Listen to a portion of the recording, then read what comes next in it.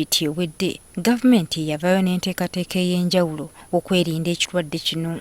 Kyokka olwaleero olw'abasawo abeegattira mu kibiina kya Uganda Medical Association abakubye ebituli mu nteekateeka eno. Abasawo bano bategeezezza nti ebifo ebyassiddwawo okukola ku bantu singa bakwatibwa ekirwadde kino tebirina bikozesebwa. Tusobola kugamba nga ku gloves oba gloves etteeka mu ngalo n'ebirala oba sabbuuni oba disinfectant oba alcohol.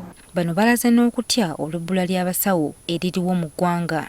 Oyinza obutawa mirimu abasawo abapya b'oteeka mu system naye kubeeko emitendera egikolebwako nti kubeeko oba bavolunteer bannakyewa bagunjulwe. Abasawo bano balowooza nti n'amalwaliro g'obwannannyini galina okulowoozebwako mu nteekateeka eno. Kyokka n'ensimbi obuwumbi 25 obwateekebwawo okwanirira enteekateeka eno bano bategeeza nti tebumala. Ssente ezo ze bagamba zandiba nga ziri mu pulaani oba tezinatuuka bulungi mu malwaliro ga gavumenti. Tetuziraba ku ground oba tetuziraba mu malwaliro. Kyokka bino biwakanyiziddwa Minisitule y'ebyobulamu ng'egamba nti enteekateeka eyayanjulwa yabagibwa abakugu mu byobulamu era nga tesobola kulemererwa kutaasa ggwanga okuva eri ekirwadde kino.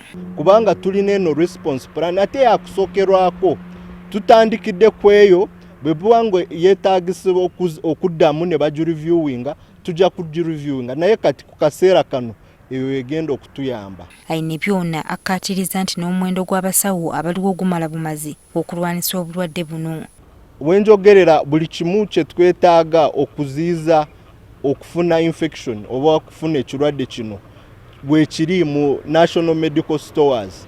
Tulina zi masks, tulina zi gloves, byonna weebiri ate ababyetaaga bajja bifuna